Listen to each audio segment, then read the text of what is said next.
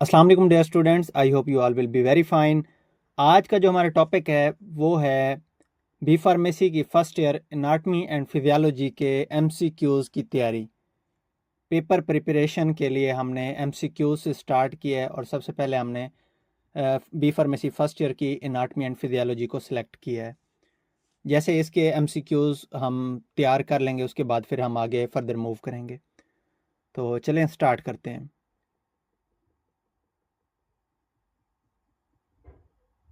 ये paramedics community की तरफ से हैं और ये नंबर वगैरह दिया हुआ है हमारे व्हाट्सएप ग्रुप के लिए। सबसे पहले है deals with the study of structure of an organism and relationships of its parts. कौन सा है इसमें से सबसे पहला एमसीक्यूज का? फिजियोलॉजी, एनाटमी, हिस्टोलॉजी या एम्ब्रियोलॉजी? ये आप बताएं, आप देखें। इसका जवाब है सबसे पहला है एनाटमी। ठीक है, ये पहले मैं आपसे क्वेश्चन करूंगा, फिर आप अपने माइंड में देख लीजिएगा कि आपके अकॉर्डिंग कौन सा आंसर होना चाहिए या कौन सा करेक्ट है। फिर मैं जो करेक्ट होगा उसको भी टिक कर लूंगा। Word anatomy is derived from Latin word, Italian word, Greek word या नन ऑफ दीज? इसका आंसर है ग्रीक वर्ड। उसके बाद है थर्ड पे खाली जगह, is use to describe the study of body parts visible to the naked eye. Cytology, histology, यानी कि कौन सी टर्म है जिसमें यानी कि जो बॉडी पार्ट्स होते हैं ना आम आंख से देखे जाते हैं? साइटोलॉजी, हिस्टोलॉजी, ग्रास एनाटमी या फिजियोलॉजी? इसका आंसर है gross anatomy. Gross anatomy is use to describe the study of body parts visible to the naked eye. उसके बाद है study of tissues is called histology, cytology, embryology, pathological anatomy? इसका answer है histology.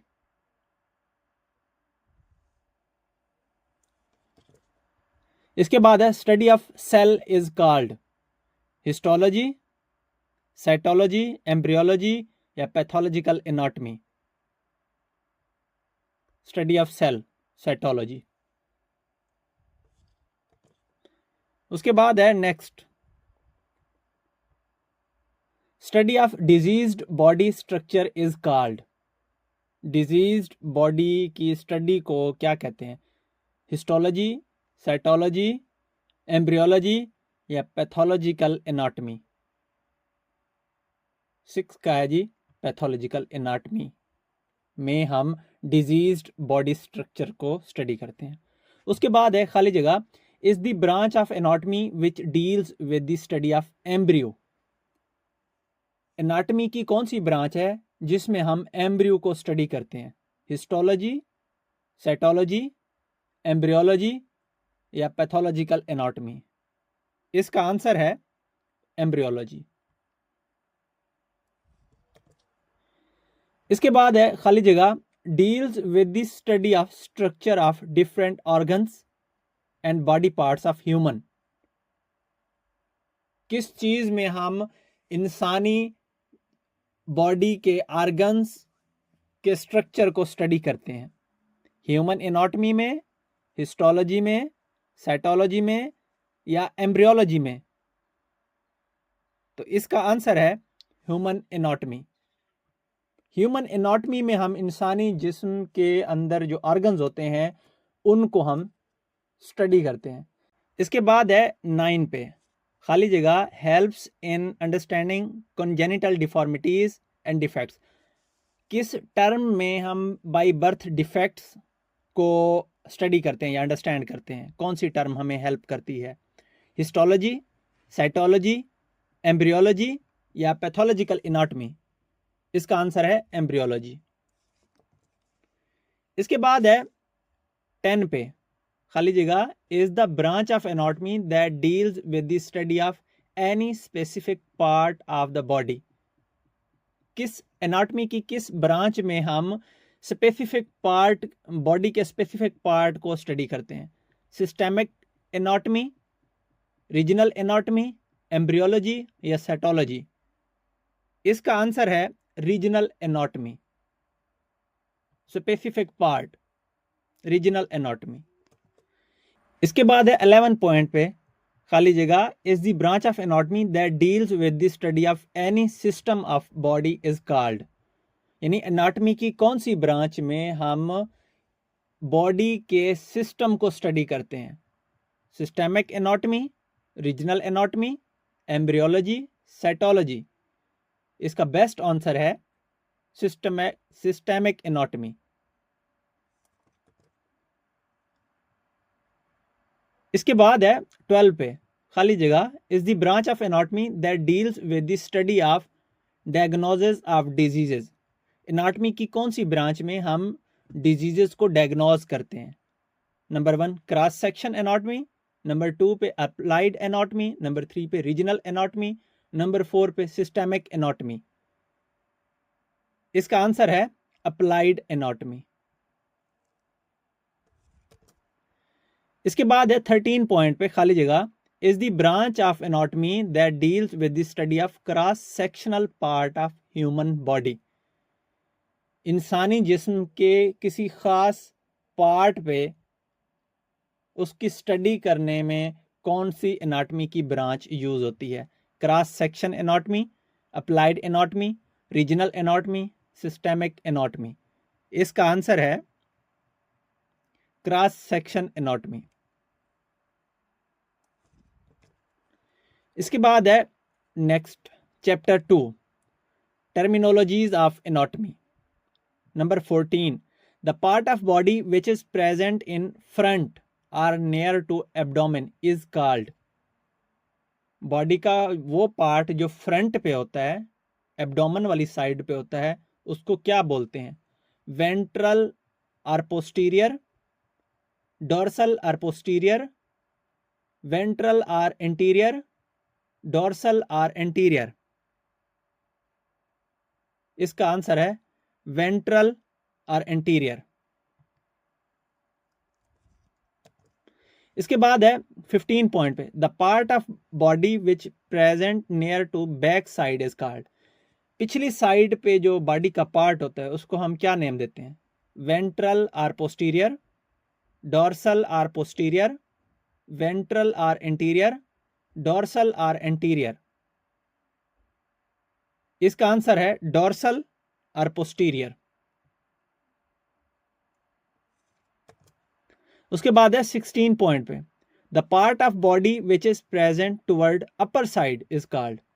Body का upper side वाला part, उसको हम क्या नाम देते हैं? इंफीरियर, इंटीरियर, पोस्टीरियर या सुपीरियर? इसका आंसर है सुपीरियर। इसके बाद है the part of body which is present toward lower side is called. Inferior, interior, posterior या सुपीरियर? इसका आंसर है इंफीरियर।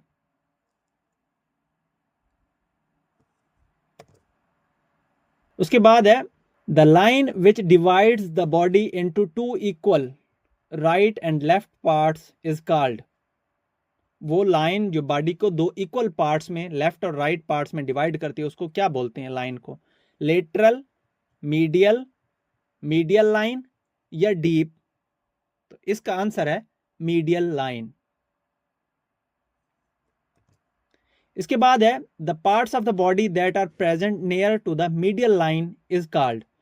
बॉडी के वो पार्ट जो सेंट्रल लाइन या मीडियल लाइन के करीब होते हैं उनको क्या नाम देते हैं? लेटरल, मीडियल, मीडियल लाइन या डीप? इसका है आंसर मीडियल। मीडियल लाइन के पास होते हैं इसलिए मीडियल। उसके बाद है the parts of body which are present away from the medial line, उसको हम क्या नाम देते हैं? लेटरल, मीडियल, मीडियल लाइन या डीप? इसका है लेटरल। उसके बाद है any part which is away from the surface is called. जो सरफेस से दूर होते हैं बॉडी पार्ट्स, उनको हम क्या नाम देते हैं?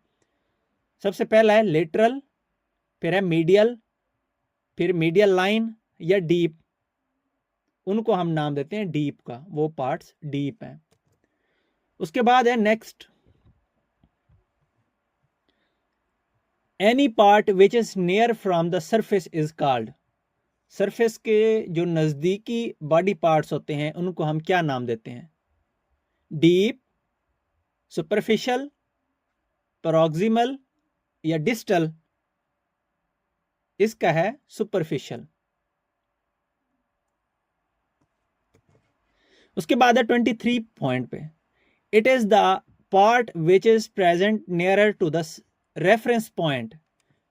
मुतलका पॉइंट के नजदीक तरीन जो बॉडी पार्ट्स होते हैं उनको हम क्या नाम देते हैं? डीप, सुपरफिशियल, प्रॉक्सिमल या डिस्टल?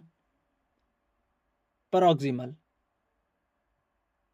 सॉरी इधर है, उसको हम नाम देते हैं प्रॉक्सिमल का, जो कि रेफरेंस पॉइंट के नजदीक बॉडी पार्ट्स होते हैं। उसके बाद है it is the part which is present away from the reference point. जो बॉडी पार्ट्स रेफरेंस पॉइंट पे मुतलका पॉइंट से दूर होते हैं उनको क्या नाम देते हैं? डीप, सुपरफिशियल, प्रॉक्सिमल या डिस्टल? उनको हम नाम देते हैं डिस्टल का। नजदीक बॉडी पार्ट्स को हम प्रॉक्सिमल का देते हैं और जो अवे होते हैं उनको हम डिस्टल का देते हैं नाम। It is the part of body that present near to the medial line and towards the lower side. Medial line के नजदीक और लोअर साइड पे जो होते हैं उनको हम क्या नाम देते हैं?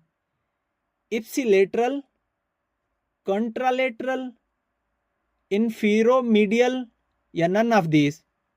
तो इसका आंसर है इन्फीरोमीडियल। उसके बाद है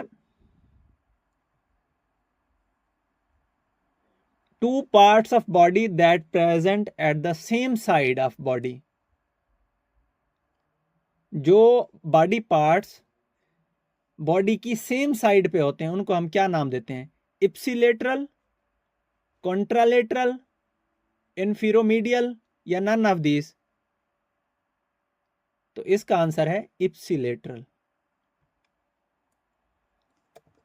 उसके बाद है जी two body organs which are present opposite to each other is called.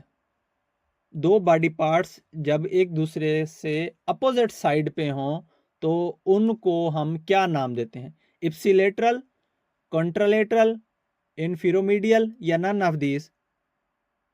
तो इसका आंसर है कॉन्ट्रालेटरल।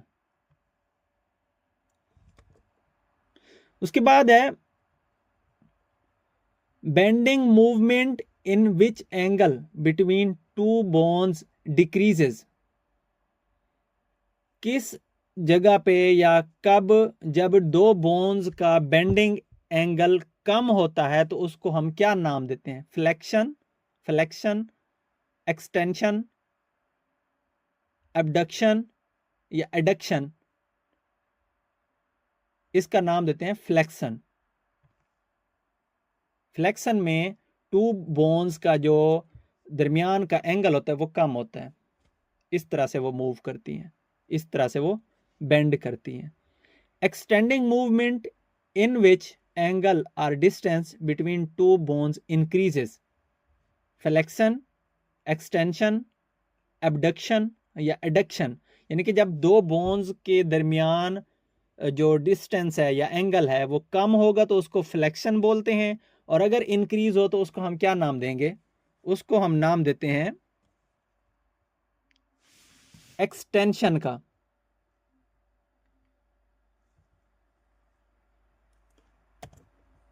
इसके बाद है movement of limb away from the medial line. Medial line से टांग या बाजू जब दूर मूव कर रहा होता है तो इसको हम क्या नाम देते हैं? फ्लेक्शन, एक्सटेंशन, एबडक्शन या एडक्शन?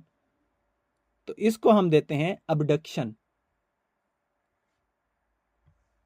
अबडक्शन में लिम्ब मीडियल लाइन से अवे मूव करता है। इसके बाद है 31 पे movement of limb towards the medial line. टांग या बाजू की मूवमेंट मीडियल लाइन की तरफ, उसको क्या नाम देते हैं?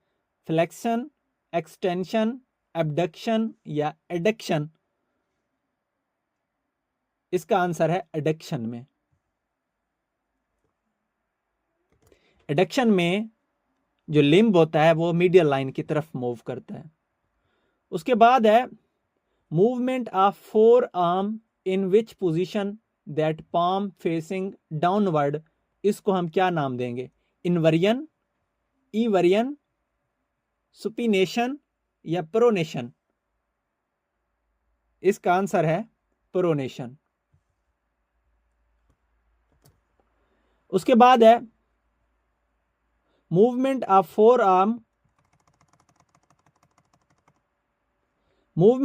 Arm in which position that palm facing upward, यानी कि बाजू की मूवमेंट जिसमें हाथ की हथेली अपर साइड पे हो, तो इसको हम क्या नाम देंगे? इनवर्जन, ईवर्जन, सुपिनेशन या प्रोनेशन? इसका आंसर होगा सुपिनेशन। इसके बाद है movement of sole of foot toward the medial line, उसको हम क्या नाम देंगे? इनवर्जन, ईवर्जन, सुपिनेशन या प्रोनेशन? पाँव की जो निचली साइड है ना, वो जब मीडियल लाइन की तरफ मूव कर रही हो तो तब हम इसको क्या नेम देते हैं? इनवर्जन, ईवर्जन, सुपिनेशन या प्रोनेशन? इसका आंसर है इनवर्जन। उसके बाद है 35 पे movement of sole of foot away from the medial line, पाँव की निचली साइड अगर मीडियल लाइन से अवे मूव कर रही हो तो उसको हम क्या नेम देते हैं? इनवर्जन, ईवर्जन, सुपिनेशन या प्रोनेशन? इसका आंसर है ईवर्जन।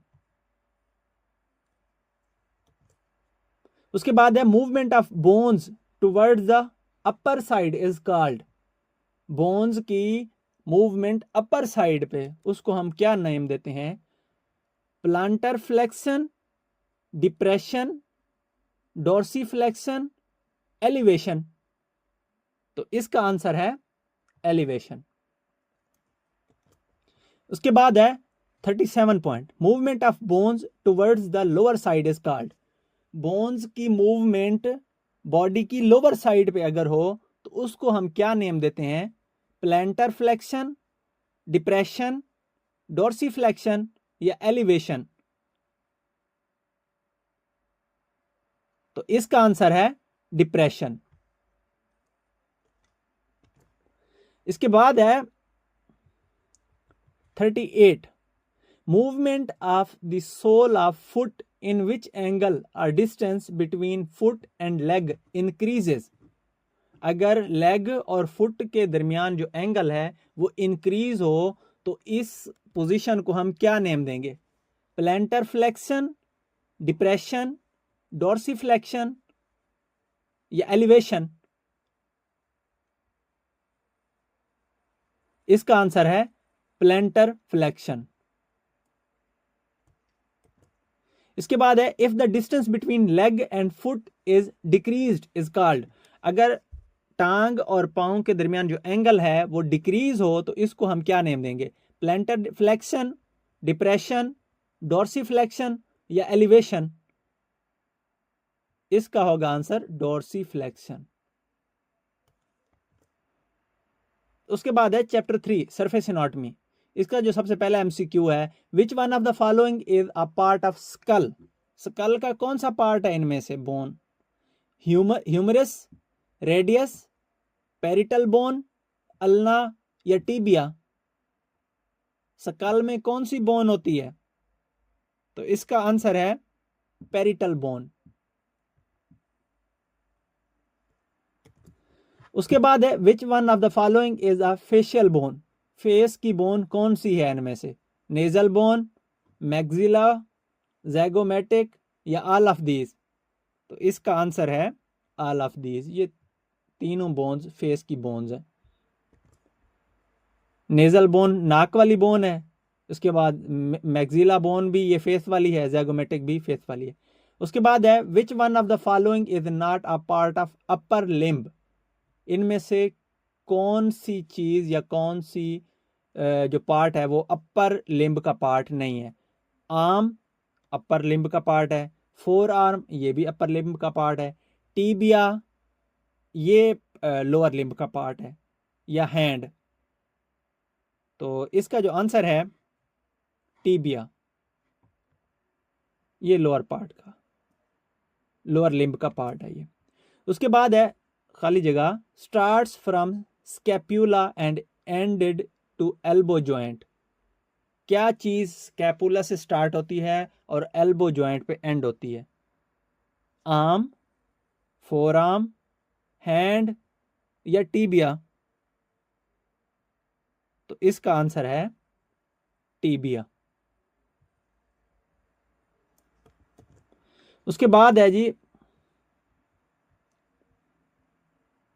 खाली जगह, is long bone in upper limb, upper limb में लंबी बोन कौन सी है नीचे में से, रेडियस, अल्ना, ह्यूमिरस या फिब्यूला। तो इसका आंसर है ह्यूमिरस, सबसे लंबी बोन है अपर लिम्ब में। उसके बाद है 45, opposite to the radius, radius के अपोजिट कौन सी बोन होती है, टीबिया, फिब्यूला, ह्यूमिरस या अल्ना। तो इसका आंसर है अल्ना। उसके बाद है in start of hand there are 8 little bones which are called, हाथ में 8 छोटी बोन्स कौन सी होती हैं, मेटाकार्पल्स, कार्पल्स, फ्लेंजेस या नन ऑफ दीज। तो इसका आंसर है कार्पल्स, 8 कार्पल्स होती हैं। ठीक है। इसके बाद है how many metacarpals are present in hands, हाथों में कितनी मेटाकार्पल्स होती हैं, 14, 5, 8 या नन ऑफ दीज। 5 इसका आंसर है, 5 मेटाकार्पल्स होती हैं। 8 कार्पल्स होती हैं, 5 मेटाकार्पल्स होती हैं। उसके बाद है जी how many phalanges are present in hands, हाथ में फ्लेंजेस कितनी होती हैं, 14, 5, 8 या नन ऑफ दीज। तो इसका आंसर है 14, 14 फ्लेंजेस होती हैं हाथों में। उसके बाद है नेक्स्ट 49, खाली जगह, start from pelvic girdle to knee, कौन सी बोन है जो पेल्विक गिर्डल से स्टार्ट होती है नी तक जाती है, टीबिया, फिब्यूला, फीमर या रेडियस। तो इसका आंसर है फीमर।